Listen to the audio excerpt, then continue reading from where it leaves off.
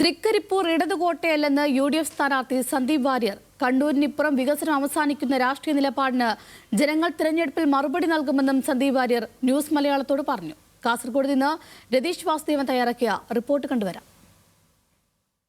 കാസർഗോഡ് ഇടതിൻ്റെ ഉരുക്കുകോട്ട എന്നൊക്കെ വിശേഷിപ്പിക്കുന്ന തൃക്കരിപ്പൂരിൽ ഇത്തവണ UDFിൻ്റെ സർപ്രൈസ് സ്ഥാനാർത്ഥി സന്ദീപ് വാര്യരാണ്.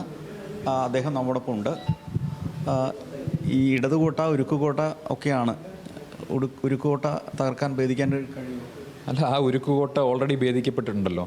ശ്രീ രാജ്മോഹൻ ഉണ്ണിത്താൻ 11,000-ലധികം വോട്ടുകളുടെ ഭൂരിപക്ഷമാണ് തൃക്കരിപ്പൂരിൽ നിന്ന് നേടിയത്. പിന്നെ എന്തടിസ്ഥാനത്തിലാണ് അത് ഇടതിൻ്റെ കോട്ട എന്നൊക്കെ പറയുന്നത്? അത്തരത്തിലുള്ള പ്രയോഗങ്ങൾക്കൊന്നും ഒരു പ്രസക്തിയില്ല. ഇത് ജനാധിപത്യമാണ്. ജനങ്ങളുടെ വിധിയെഴുത്താണ് അന്തിമമായിട്ടുള്ളത്. അവിടെ ജനങ്ങളൊരു മാറ്റം ആഗ്രഹിക്കുന്നുണ്ട്. കഴിഞ്ഞ 6 പതിറ്റാണ്ട് കാലത്തിലധികം CPM ഇടതുപക്ഷം പ്രതിനിധീകരിച്ചിട്ടുള്ള ഒരു മണ്ഡലമാണ്.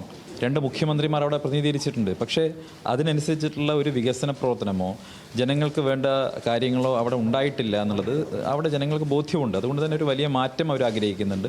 വികസന കാര്യത്തിൽ ഒരു പക്ഷേ ഏറ്റവും പിന്നോക്കം നിൽക്കുന്ന ഒരു നിയോജക മണ്ഡലമായിട്ട് തൃക്കരിപ്പൂർ മാറിയിട്ടുണ്ട്. ഈ പാർട്ടി ഗ്രാമങ്ങൾ എന്നൊക്കെ വിളിക്കപ്പെടുന്ന പ്രദേശങ്ങൾ തന്നെയാണ് വാസ്തവത്തിൽ ഏറ്റവും രോഗാതുരമായിട്ടുള്ള അവസ്ഥയിലുള്ളത്. ഈ ആരോഗ്യ ചികിത്സാ രംഗത്തേക്ക് അവസ്ഥ നോക്കിക്കഴിഞ്ഞാൽ ഇന്നും ആളുകൾ മംഗലാപുരത്തെ ആശ്രയിച്ചുകൊണ്ടിരിക്കുകയാണല്ലോ. ഉമ്മൻചാണ്ടി സർക്കാർ അനുവദിച്ചിട്ടുള്ള മെഡിക്കൽ കോളേജ്, ആ മെഡിക്കൽ കോളേജ് ഒന്ന് പൂർത്തീകരിക്കാനോ അതിലൊരു നല്ല ചികിത്സാ സംവിധാനം ഒരുക്കാനോ ഈ നിമിഷം വരെ ഇവിടുത്തെ ഇടത് സർക്കാരിന് സാധിച്ചിട്ടില്ല. തീർച്ചയായിട്ടും UDF സർക്കാർ വരുമ്പോൾ അതിൽ പിന്തുണ കൊടുക്കാൻ തൃക്കരിപ്പൂരിൽ നിന്നൊരു ജനപ്രതിനിധി ഉണ്ടാവും. ഒരു പുതിയ ഇടമാണ്, അതിൻ്റെ ചില പ്രയാസങ്ങളും സ്വാഭാവികമായിട്ടുണ്ടാവും. ഒരു പുതിയ ഇടത്തെ പ്രതിരോധം അതിജീവനമൊക്കെ കുറച്ച് പ്രയാസമുള്ളതല്ലേ?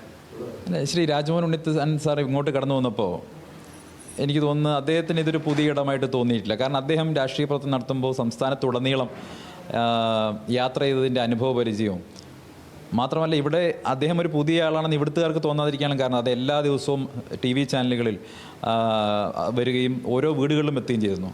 ഏതാണ്ട് അതുപോലൊക്കെ തന്നെയാണ് എൻ്റെയും അവസ്ഥ. ഞാൻ കഴിഞ്ഞ ഒരു പൊതുപ്രവർത്തന രംഗത്ത് സജീവമായതിനു ശേഷം ഞാൻ കേരളത്തിൽ മുഴുവൻ യാത്ര ചെയ്യുന്നയാളാണ്. ഇവിടെയും ധാരാളമായിട്ട് പരിപാടിയിൽ പങ്കെടുത്തയാളാണ്. എല്ലാ ദിവസവും മാധ്യമങ്ങളിലൂടെ ഇവിടെ എല്ലാവരുടെയും വീടുകളിൽ എത്തുന്ന ഒരാളാണ്. അതുകൊണ്ട് തന്നെ ഒരു പുതിയ ഇടമായിട്ടോ എനിക്കും തോന്നുന്നില്ല, ഒരു പുതിയ ആളായിട്ട് അവർക്കും തോന്നുന്നില്ല. പിന്നെ എൻ്റെ അച്ഛൻ ഇവിടെ തൃക്കരിപ്പൂർ റെയിൽവേ സ്റ്റേഷനിലെ സ്റ്റേഷൻ മാസ്റ്റർ ആയിരുന്നു ഒരു 3 പതിറ്റാണ്ട് മുൻപ്. അപ്പോൾ അങ്ങനെയുള്ളൊരു ബന്ധം കൂടി എനിക്ക് ഈ പ്രദേശവുമായിട്ടുണ്ട്. അതുകൊണ്ട് ഇതൊരു പുതിയ ഇടമായിട്ട് ഒരിക്കലും എനിക്ക് തോന്നിയിട്ടില്ല.